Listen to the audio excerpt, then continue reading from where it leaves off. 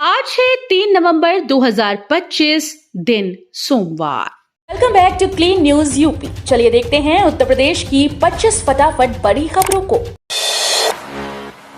नाव हादसे के बाद योगी सरकार की बड़ी पहल, 118 परिवारों का होगा पुनर्वास, 21.56 करोड़ रुपए मंजूर। बहराइच नाव हादसे के 6 दिन बाद मुख्यमंत्री योगी आदित्यनाथ खुद पीड़ितों से मिलने पहुंचे। मोतीपुर की नलकूल कॉलोनी में सीएम ने परिजनों को 4-4 लाख की आर्थिक सहायता दी और भरतापुर गांव के 118 परिवारों के पुनर्वास के लिए 21 करोड़ 55 लाख की राशि मंजूर की। उन्होंने आदेश दिया कि 1 माह में सभी परिवारों को कॉलोनी और शौचालय सुविधा के साथ बसाया जाए। इसी दौरान हवाई सर्वेक्षण के वक्त वन विभाग ने बड़ी कार्रवाई करते हुए एक आदमखोर भेड़िए को मार गिराया। यूपी के जिले को मिली 10.49 करोड़ की सौगात, बारात घर निर्माण को हरी झंडी। शहरवासियों की लंबे समय से चली आ रही मांग अब पूरी होने जा रही है। वाटर वर्क्स परिसर में बारात घर के निर्माण को आखिरकार मंजूरी मिल गई। परियोजना के लिए 10 करोड़ 49 लाख रुपए का बजट तैयार किया गया। पेड़ों के कटान की अनुमति मिल चुकी है और मुख्य पाइपलाइन शिफ्ट करने पर भी सहमति बन गई। अब सिर्फ सफाई विभाग की कूड़ा गाड़ी हटने के बाद निर्माण कार्य शुरू हो जाएगा। यूपी में बागवानी की फ्री ट्रेनिंग के लिए आवेदन शुरू, युवाओं के लिए सुनहरा मौका। उत्तर प्रदेश सरकार ने बागवानी क्षेत्र में स्वरोजगार को बढ़ावा देने के लिए युवाओं के लिए मुफ्त प्रशिक्षण कार्यक्रम शुरू किया। इच्छुक उम्मीदवार 10 नवंबर तक किसान प्रशिक्षण केंद्र राजकीय उद्यान आलमबाग लखनऊ में स्वयं आवेदन जमा कर सकते हैं। चयन पहले पाव के आधार पर होगा। प्रशिक्षण में प्रतिभागियों को बागवानी, पौधशाला और उद्यान प्रबंधन से जुड़ी आधुनिक तकनीकों की जानकारी दी जाएगी। यूपी में अब 10 मार्गों पर दौड़ेंगी जनता बसेस, यात्रियों को मिलेगा 20% किराया छूट का फायदा। उत्तर प्रदेश सरकार ने आम यात्रियों को राहत देने के लिए नई जनता बस सेवा शुरू की। अब राज्य के 10 प्रमुख मार्गों पर ये बसेस दौड़ेंगी, जिनमें यात्रियों को किराए में 20% तक की छूट मिलेगी। जहां सामान्य बसेस का किराया 1.30 रुपए प्रति किलोमीटर है, वहीं जनता बसेस में यात्री सिर्फ 1.04 रुपए प्रति किलोमीटर देंगे। ये बसेस रोजाना 100 किलोमीटर का चक्कर लगाकर गांव और कस्बों से यात्रियों को मुख्यालय तक पहुंचाएंगी। रामपुर की महिलाएं बुन रही आत्मनिर्भरता की कहानी, कपड़ों से मिला रोजगार का नया जरिया। रामपुर के तहसील टांडा का गांव शाहपुरा आज आत्मनिर्भरता की मिसाल बन गया है। यहाँ महिलाएं पुरानी ऊनी कपड़ों को उधेड़कर धागा बनाती हैं और फिर उन्हीं से सुंदर चादरें और दड़ियां तैयार करती हैं। ये परंपरा पीढ़ियों से चली आ रही है, जो अब बड़े रोजगार का जरिया बन चुकी है। गाँव के नौशाद बताते हैं कि 3 पीढ़ियों से उनका परिवार इस काम से जुड़ा है और अब कई महिलाएं भी इसमें हिस्सा ले रही हैं। कानपुर में बनेगा ग्रेटर कानपुर, 3000 एकड़ में 3 इंडस्ट्रियल पार्क और हाउसिंग योजना की तैयारी। कानपुर अब विकास की नई उड़ान भरने जा रहा है। शहर में नवी मुंबई की तर्ज पर ग्रेटर कानपुर योजना विकसित की जाएगी। केडीए उपाध्यक्ष मदन सिंह गर्ब्याल और अन्य अधिकारियों ने प्रस्तावित क्षेत्र का निरीक्षण किया। योजना के तहत आउटर रिंग रोड और भीमसेन के बीच करीब 3000 एकड़ जमीन पर 3 बड़े औद्योगिक पार्क और एक आवासीय योजना तैयार की जाएगी। जमीन की कीमत तय करने के लिए प्रशासनिक स्तर पर बैठकें शुरू हो चुकी हैं।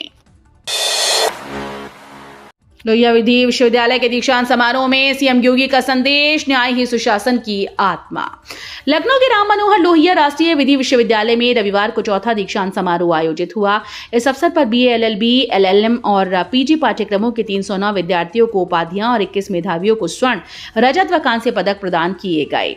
सुप्रीम कोर्ट के जस्टिस सूर्यकांत मुख्य अतिथि के रूप में उपस्थित रहे। मुख्यमंत्री योगी आदित्यनाथ ने विद्यार्थियों को बधाई देते हुए कहा कि मजबूत न्याय व्यवस्था ही सुशासन का आधार है। कक्षा 9 के छात्र ने बनाई नेटवर्क सुरक्षा डिवाइस, साइबर हमलों से करेगा बचाव। अलीगढ़ के ब्रिलियंट पब्लिक स्कूल के कक्षा 9 के छात्र विवेक कुमार ने all in one wifi sentinel नामक डिवाइस बनाई, जो घर और दफ्तर के इंटरनेट नेटवर्क की सुरक्षा करेगी। मात्र 400 रुपए की लागत से तैयार ये डिवाइस ESP32 माइक्रो कंट्रोलर पर आधारित है और संदिग्ध डिवाइस को नेटवर्क से जुड़ने से रोकती है।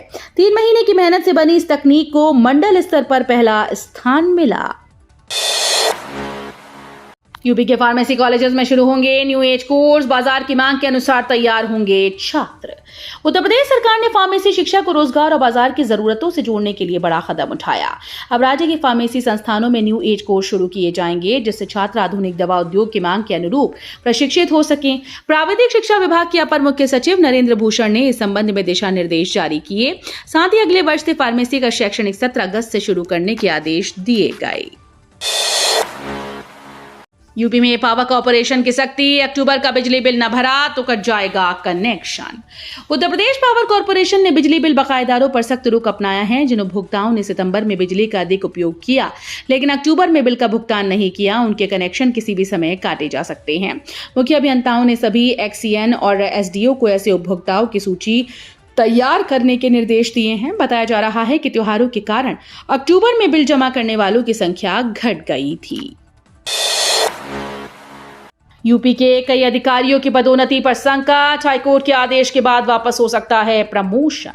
उत्तर प्रदेश के कई समीक्षा अधिकारियों की पदोन्नति अब खतरे में है। हाईकोर्ट के आदेश के बाद रद्द की गई वरिष्ठता सूची के चलते शासन ने इन अधिकारियों की पदोन्नति की प्रक्रिया की दोबारा समीक्षा शुरू कर दी।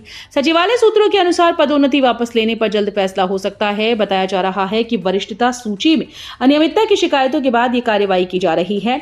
सरकार का कहना है कि सभी फैसले न्याय संगत और नियमों के अनुसार लिए जाएंगे। गोरखपुर पुस्तक महोत्सव का शुभारंभ, सीएम योगी बोले, भारत की ज्ञान परंपरा है विश्व की धरोहर। गोरखपुर में ज्ञान और साहित्य के उत्सव पुस्तक महोत्सव का शुभारंभ मुख्यमंत्री योगी आदित्यनाथ ने किया। इस अवसर पर उन्होंने कहा कि भारत की ज्ञान परंपरा अत्यंत प्राचीन और समृद्ध रही।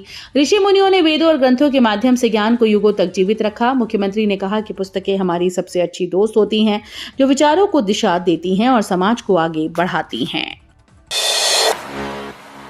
दिसंबर 2026 तक पूरी क्षमता से संचालित होगा वाराणसी एयरपोर्ट, मिलेगा fit to fly certificate. Varanasi airport अब अंतर्राष्ट्रीय मानकों पर खरा उतरने की तैयारी में है। दिसंबर 2026 तक इसका विस्तारीकरण पूरा हो जाएगा, जिसके बाद ये फिट टू फ्लाई सर्टिफिकेट देने वाला चुनिंदा एयरपोर्ट में शामिल होगा। परियोजना पर 2,870 करोड़ रुपए खर्च किए जा रहे हैं। इसके तहत एयरपोर्ट में अत्याधुनिक हैंगर, चौड़ी बाउंड्री वॉल और उन्नत यात्री सुविधाएं विकसित की जाएंगी। सरकार का लक्ष्य वाराणसी को आधुनिक हवाई केंद्र के रूप में विकसित करना है, जिससे पूर्वांचल की कनेक्टिविटी और आर्थिक विकास को नई रफ्तार मिल सके। ग्लोबल पीओसीटी समेत 2025 में डॉक्टर लोकेंद्र गुप्ता ने बढ़ाया भारत का मान। भारत के लिए गर्व का क्षण। लखनऊ की मेदांता अस्पताल के आपातकालीन चिकित्सा और ट्रॉमा निदेशक डॉक्टर लोकेंद्र गुप्ता ने चीन के ग्वांगझोउ में आयोजित ग्लोबल पीओसीटी समेट 2025 में भारत का प्रतिनिधित्व किया। वॉन्डफो और international federation of clinical chemistry and laboratory medicine के सहयोग से आयोजित इस वैश्विक सम्मेलन में 30 से अधिक देशों के विशेषज्ञ शामिल हुए। डॉक्टर गुप्ता ने आपातकालीन चिकित्सा में नवाचार और भारत की स्वास्थ्य सेवाओं की दिशा पर अपने विचार रखे। यूपी में बड़ा फर्जीवाड़ा, जालसाजों ने बनाए 300 से ज्यादा आयुष्मान कार्ड। उत्तर प्रदेश में फर्जीवाड़े के दो बड़े मामले सामने आए हैं। पहले मामले में जालसाजों ने 27 अधिकारियों की फर्जी आईडी बनाकर 300 से ज्यादा आयुष्मान कार्ड तैयार कर दिए। मामला दीपावली की छुट्टियों के दौरान किया गया और अब अफसरों की भूमिका की भी जांच हो रही है। वहीं दूसरी ओर नेपाल सीमा से सटे गोंडा, बहराइच, श्रावस्ती जिलों में फर्जी प्रमाण पत्रों के जरिए नेपालियों को भारतीय नागरिकता देने का खुलासा हुआ है। आरएमपी विश्वविद्यालय ने जारी किया निर्देश, प्रैक्टिकल अंक अपलोड न होने पर नहीं मिलेंगे प्रवेश पत्र। अलीगढ़ के राजा महेंद्र प्रताप सिंह विश्वविद्यालय ने परीक्षा व्यवस्था को सख्त करते हुए बड़ा फैसला लिया। जिन कॉलेजेस के प्रैक्टिकल के आंतरिक अंक विश्वविद्यालय के पोर्टल पर अपलोड नहीं होंगे, उनके विद्यार्थियों के प्रवेश पत्र जारी नहीं किए जाएंगे। विश्वविद्यालय ने बताया कि दिसंबर 2025 की विषम सेमेस्टर परीक्षाओं के लिए फॉर्म भरने की अंतिम तिथि 8 नवंबर तय की गई है, जबकि विलंब शुल्क के साथ 12 नवंबर तक मौका मिलेगा। यूपी में बढ़ता प्रदूषण बना जानलेवा, 50% हार्ट अटैक के पीछे प्रदूषण। उत्तर प्रदेश में बढ़ता प्रदूषण अब लोगों की जान के लिए खतरा बन गया है। विशेषज्ञों के मुताबिक 50% हार्ट अटैक के मामलों में प्रदूषण प्रमुख कारण पाया गया। दिल्ली के लेडी होर्डिंग मेडिकल कॉलेज के डॉक्टर मधुर यादव ने चेतावनी दी है कि रेड लाइट पर वाहनों के धुएं में फंसे व्यक्ति को अचानक हार्ट अटैक हो सकता है। वहीं वेस्ट यूपी में मेरठ सबसे ज्यादा और बागपत दूसरे नंबर पर प्रदूषित शहर बन चुके हैं। यूपी में 23,000 शिक्षकों की भर्ती जल्द, टीजीटी पीजीटी समेत कई पदों पर तैयारियां तेज। उत्तर प्रदेश सरकार ने शिक्षकों के पदों पर बंपर भर्ती की तैयारी शुरू कर दी है। राज्य के 4,512 सहायता प्राप्त माध्यमिक विद्यालयों में टीजीटी पीजीटी हेडमास्टर प्रिंसिपल के 23,000 से अधिक पदों को जल्द भरा जाएगा। ये भर्ती लंबे समय से इंतजार कर रहे अभ्यर्थियों के लिए बड़ी खुशखबरी लेकर आई। शिक्षा विभाग की ओर से प्रक्रिया शुरू कर दी गई और जल्द ही विज्ञापन जारी किया जाएगा। बदायूं में ककोड़ा मेला बना आस्था का महाकुंभ, गंगा तट पर उमड़ा श्रद्धालुओं का सैलाब। बदायूं जिले का ऐतिहासिक ककोड़ा मेला अब मिनी कुंभ का रूप ले चुका है। रविवार को गंगा तट पर आस्था का अद्भुत संगम देखने को मिला। सुबह होते ही कुर्बियान और गंगापुर घाटों पर हर हर गंगे के जयकारों से पूरा क्षेत्र गूंज उठा। हजारों श्रद्धालुओं ने पवित्र गंगा में स्नान कर पूजा अर्चना की। श्रद्धालुओं की भीड़ सुबह से लगातार बढ़ती जा रही है। इस मौके पर दूर दराज जिलों और दूसरे राज्यों से भी भक्त बड़ी संख्या में पहुंचे। नोएडा अस्पताल में ऑक्सीजन लाइन फटने से मचा हड़कंप, आईसीयू मरीजों की हालत बिगड़ी। नोएडा के सेक्टर 66 स्थित एक निजी अस्पताल में दोपहर के वक्त बड़ा हादसा होते होते टल गया। अस्पताल की ऑक्सीजन लाइन अचानक से फट गई, जिससे तेज धमाका और धुआं फैल गया। कुछ ही देर में अस्पताल में अफरा तफरी मची और मरीजों को बाहर निकालना पड़ा। इस हादसे में आईसीयू में भर्ती 8 मरीजों की हालत बिगड़ गई, क्योंकि ऑक्सीजन सप्लाई कुछ देर के लिए रुक गई थी। फिलहाल सभी मरीजों को स्थिर किया गया है। अब 2 चरणों में मिलेगा पीएम स्वनिधि का लाभ, यूपी के हजारों रेहड़ी पटरी वालों को फायदा। उत्तर प्रदेश के छोटे दुकानदारों के लिए खुशखबरी है। पीएम स्वनिधि योजना की धनराशि में बढ़ोतरी के बाद अब राज्य के रेहड़ी और पटरी दुकानदारों को लाभ 2 चरणों में मिलेगा। नगरीय निकायों में पहले चरण का लक्ष्य 556 तय किया गया और आवेदन प्रक्रिया शुरू हो चुकी है। इस योजना से छोटे व्यापारियों को आर्थिक मजबूती और कारोबार बढ़ाने में मदद मिलेगी। सरकार का लक्ष्य है कि कोई भी छोटा दुकानदार आर्थिक तंगी के चलते अपने व्यवसाय से पीछे ना हटे। दिल्ली सहारनपुर रूट पर 2 नई पैसेंजर ट्रेन की सौगात, 6 नवंबर को दिखाई जाएगी हरी झंडी। बागपत क्षेत्र के यात्रियों के लिए खुशखबरी है। दिल्ली सहारनपुर रेल मार्ग पर अब 2 नई पैसेंजर ट्रेन चलाई जाएंगी। रेल मंत्री अश्विनी वैष्णव और केंद्रीय राज्य मंत्री जयंत चौधरी 6 नवंबर को हरी झंडी दिखाकर इन ट्रेन की शुरुआत करेंगे। सांसद डॉक्टर राजकुमार सांगवान ने स्टेशन का निरीक्षण किया और अधिकारियों से विकास कार्यों पर चर्चा। नई ट्रेन की शुरुआत से क्षेत्र के लोगों की यात्रा सुविधाजनक होगी।